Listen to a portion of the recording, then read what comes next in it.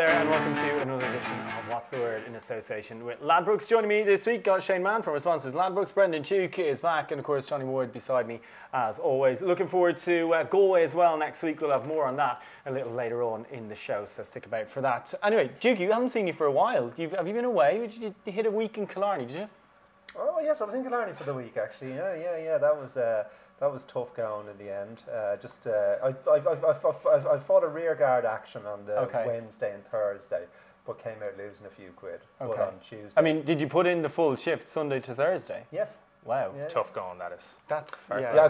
I took a couple of nights off though. Okay. So I mean, there were people who were going racing every day and going out every night. I wouldn't be able for that. So. Well, yeah. I mean, you get badges of honour for that kind of stuff. And then, what about this week? Much quieter week this week? Very quiet week this week. An interesting insight into the female mind I had earlier this week. Yeah. And they're always valuable and rare. I went on a picnic with a woman. Do you have like all the accoutrements, like a basket and all that kind of stuff? Well, I had a couple of days notice, so I sourced a basket. It turns out I know someone who has a picnic basket. Okay. So I got the picnic basket, and it was out in Malahide, so I got the dart out with my basket, and I was kind of getting a sense, I was getting a few looks from women or what have you that I don't normally get. I was interested. So then I went into Super Value to get the provisions. So I was carrying around my basket, or two baskets, of course, the shopping basket and the wicker. And got to the till with my provisions or what have you, and the girl behind the shop girl, for want of a better phrase, said to me, "Oh, I love your basket," and like she was batting her eyelids at this stage. There was definite batting going on, and I swear, I'm certain I could have got her number. I'm absolutely certain. So a picnic basket is just all you need. Well, it turns out, you know the way men with dogs and babies are exponentially more attractive to women. Okay. Don't talk to me about baby puppies. If you have a puppy, women will basically throw their underwear at you. But add to that wicker baskets. Okay. Oh, they go mad for wicker. So if you've got a buggy and a puppy in a wicker basket, you're just a magnet. Oh, shoot, what that is thinking outside the box, outside the basket. How was the picnic anyway after all that? Yeah, this picnic. Oh, it was lovely. Yeah. The sun shone. I had a blanket. The basket comes with a blanket. It was very comfortable. Not too many insects. Yeah. Your prime time TV. Sounds good. Prime time television. What about you, Johnny? You had a busy week? No picnics? No, I didn't have a busy week. I had a busy weekend though. Oh, okay. Which entailed going to see Galway beat Kildare in the football. But thereafter, ended up in a bar in town. That's a good story. With one of the Kildare footballers who I've never met before, and I ended up on his shoulders, right, in the middle of the pub. Was threatened at expulsion, and then gave his mate my shades as a kind of a gesture of friendship or drunkenness, and never saw him again. No shades. No shades. Lost shades the shades. Are gone. Shades are gone. They'll be down in Killarney next weekend. Shades of stupidity on my behalf, to be fair. Something like that. All right, let's move on to Ascot. We've got Group 1 action this weekend. The King George. Shane, give us a clue about the betting here, assuming Cracksman. Yes, we have the dead out at the moment. Tom Poltzward 9-4, Crystal Ocean 9-4, 5-2 by Cracksman, Cornet 11-1, 12-1 Hydrangea, Rostropovich 20s, Salio and Double Carpet 33, Desert Encounter 50. First of all, Jiggy, do you think Cracksman will run here? No, I'm going to work off the assumption that Cracksman won't run. I would be at that assumption. I'm going to say they're going to miss the showers. Although I saw Newmarket got 10 mils, driest place in England, as we know. We love that one. Yeah, but I assume that Ascot, I'm just going to presume, just for the sake of punditry, I mean, technically, that 5-2 is a wrong price. If you back Cracksman at 5-2 now and he runs, he will go off favourite. So there's technically... Will he? What do you think he'll go off if he runs? I think he'll go off about 13 to 8, 7-4. Yeah. Absolutely no chance. Well, no? The recency wise will only carry you to so far, Johnny. The last run he was 2-5, and the other horse was 11-2. And how in the name of because God? he's run two pretty abject races. We'll put a line for that run last time out, and he's an odds-on shot. How do you put a line through 2 runs? Do you know what I mean? You still won the race the time before. I mean, terrible form would be anywhere near good enough to win this. Comfortably held by who wins then? Poltzward. What's good enough to win? Well, in my view, Crystal Ocean should be favourite. Now, reading Stouty, he's like, I like the fact that the two of them are running, different owners, why not? Renham the Ledger last year probably didn't get the mile and 6, which is fine, but I think the mile and a half will, I think he might just have a little bit more stamina than his stablemate. I can't have Cracksman on my mind at the moment. Now, depending on the price, he was 10-1 earlier in the week, so you're taking, I remember actually we were on about this, you're taking a punt on him. To me, his mind isn't on the job. Well, basically, John Gosling said that. Yeah, like he said it at Royal Ascot. It was a bit. He was behaving at Royal Ascot like the girl at the counter was with Dukey and the basket. Like mine was on not the actual day job. Mine was on love and all that stuff. But to me, he's just looking like a horse that isn't putting it in.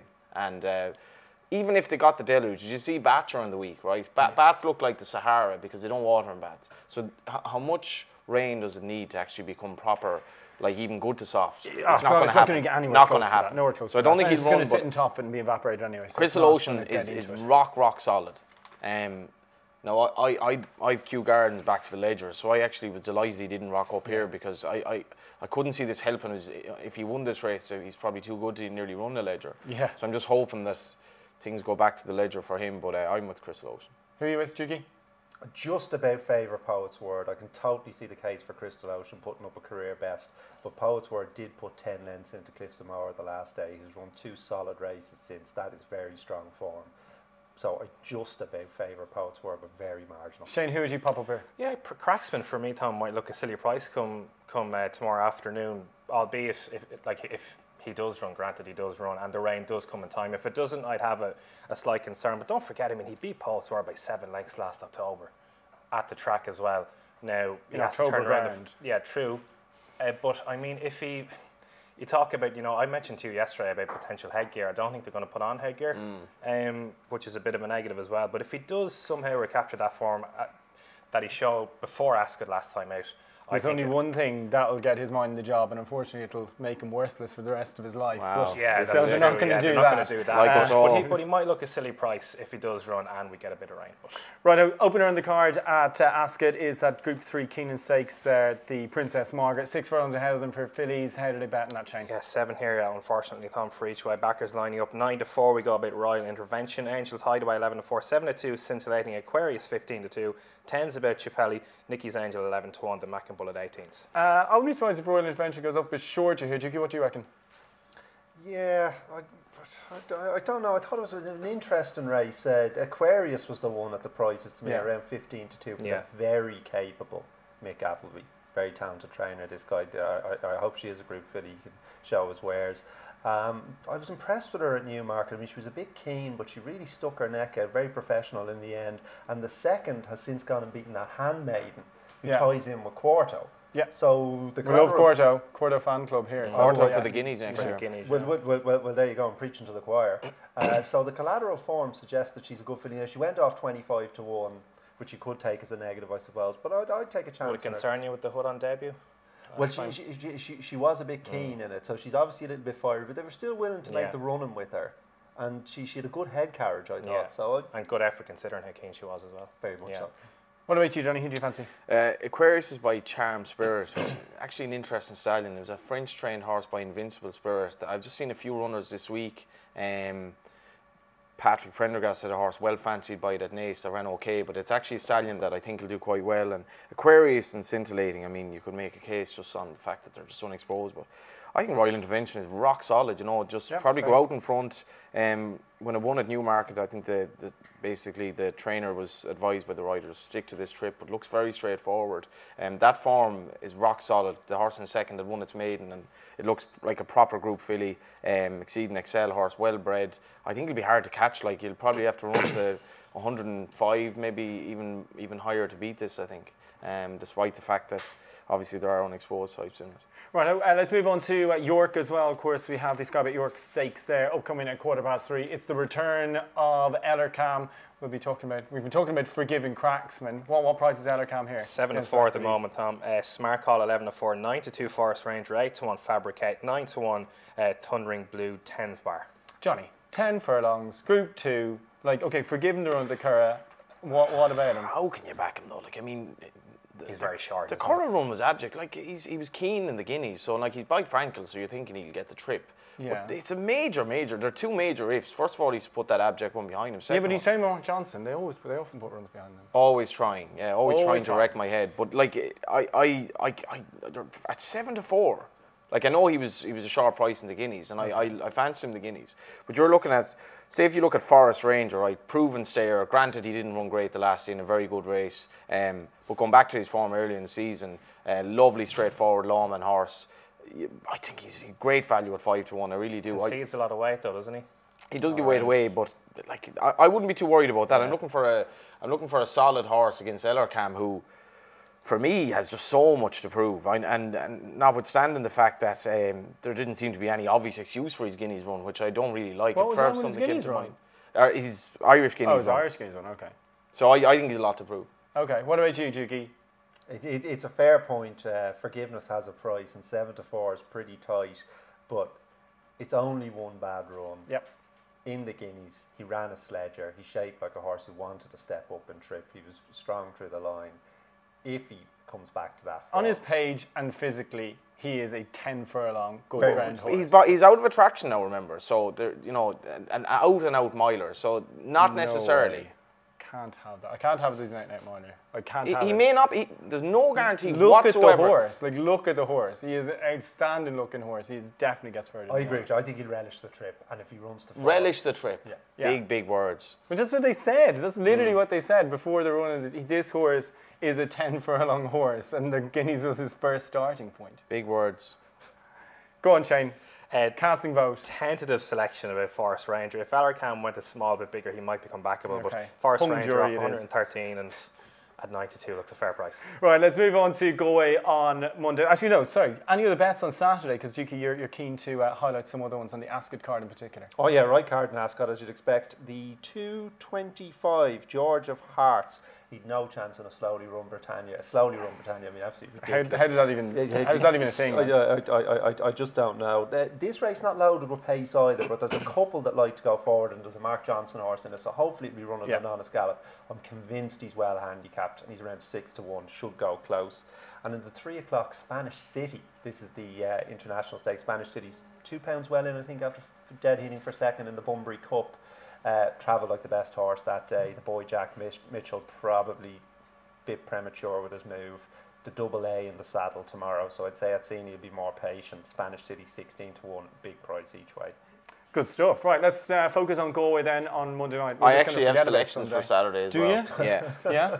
First race, Are you doing homework? Queen Maeve is gone by in Gorn, as they say. Named after Queen Maeve, of course, who was a tyrannical leader of Connacht back in the day. That race is 125. History lesson here as well. Yeah, and went all the way to the cattle raid of Cooley, of course. That was Queen Maeve, and you know she was a bit of a character by all accounts. A lot of blokes in her life, but the bloke that trains Queen Maeve is Ger Lyons. Okay. And not a man to be messed with. Excellent trainer. What time is that running at? That is at 125. And I'm not a massive fan of John Murphy horses per se. I find them a little bit hard to predict, but he has a horse running tomorrow, which if I can find is very, very interesting. Runs in one of the handicaps, which was a massive eye catcher at Limerick last time. If I can actually find it here. High Altitude.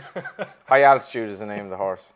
Hopefully that's edited by the time. High altitude. And it runs in the 4. Air up at that high altitude. Yeah. Did you know that the Chinese, they built a train line to Tibet, and it was really, like, structurally was one of the most amazing feats of all time. But because the altitude is so high on the train, like, loads of people just pass out, like, not like a train to Galway where they pass out for other reasons. So they pass out and they have to take these gas masks. But high altitude runs in the 405. Is that the end of that story? Yeah. Okay. Yeah. But let's move on to Galway. High altitude, Queen 405. Maeve, high altitude, Big both chance. running at Goran. Yeah. Anything else? Not at Gore, no. Okay. And the strange thing about Galway is no racing on Sunday, as if, like, God forbid we'd have like a meeting on the eve of Galway, because Galway's so big a deal. No meeting other than Galway for the 7 days either. You better change your tune before you have to go in the HRI thing later, okay? I love Galway.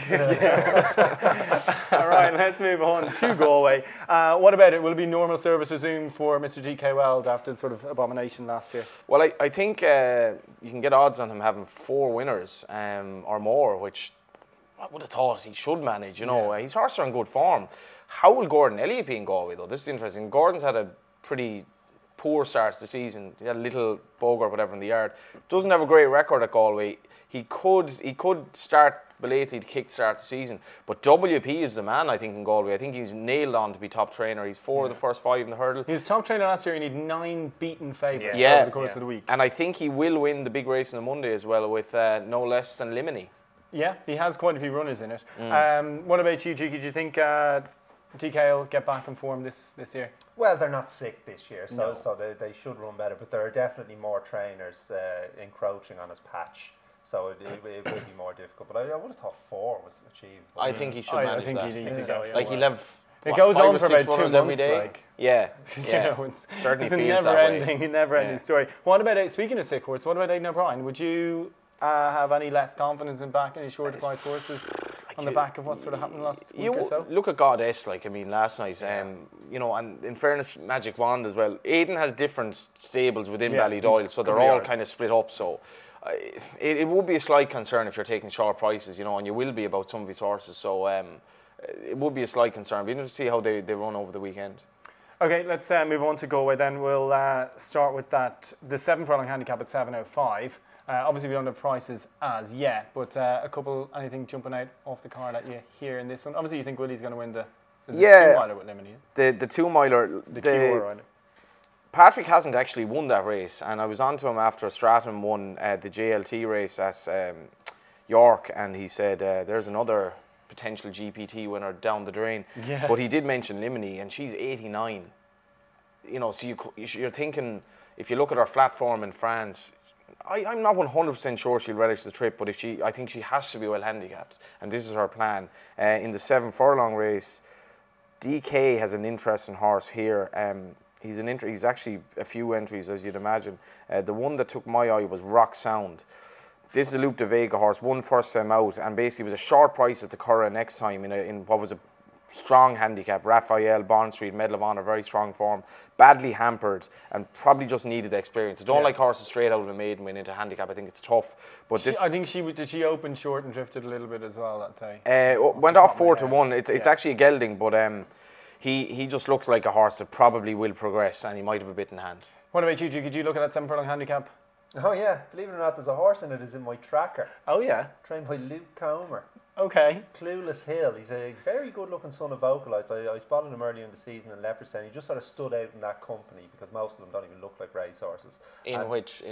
It was basically like a moderate handicap, or yeah, 45 to 65 or whatever, or 65 or something like that. He's rated low 60s, that's right. And he ran well. Then he pitched him into a Group 1 or a group. He's run him in 2 group races this year. He goes his own way, the boy Comer, in fairness. But he since ran in a race. In between, he ran in a race in Leopardstown that he could have won, but no luck in running.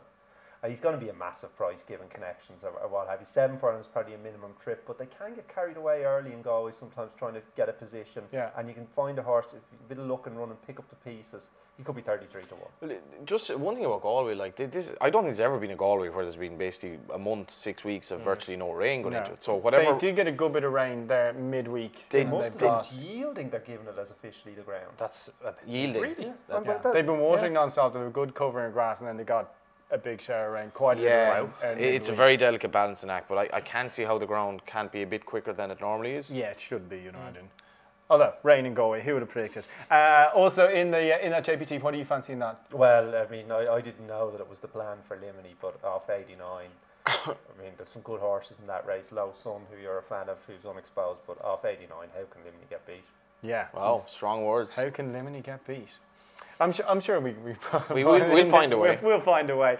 Right, let's get on to our best bets of the weekend. Then, of course, Ladbrokes going best odds guaranteed, and there's multiples in shops from 12 till 2 every day. So, Shane, we'll start with you. Best bet and give us a multiple for the weekend as well. Tom, just before I start on that as well, you mentioned best odds guaranteed and multiples. For best odds guaranteed and multiples in the Republic of Ireland shops all day, every day, and Galway and Goodwood next week. Money back second to the SP5, and don't forget extra places as well throughout the 7 days. In relation to this weekend, I'm going to put up Cracksman, assuming that he runs in the King George, and I'm also going to put up Aquarius as well in the Princess Margaret, and one in the darts as well, the match play happening in the Winter Gardens this week. We had a good laugh about this yesterday, myself and Johnny, but Mensur Sulovic to win it out at 6 to 1, considering MPG, the odds-on favourite, world number one. Now, yeah, he fell at the first hurdle, he's out, so Sulovic, providing he beats Darren Webster tonight, at 6 to 1. Did you see the 9-darter last night?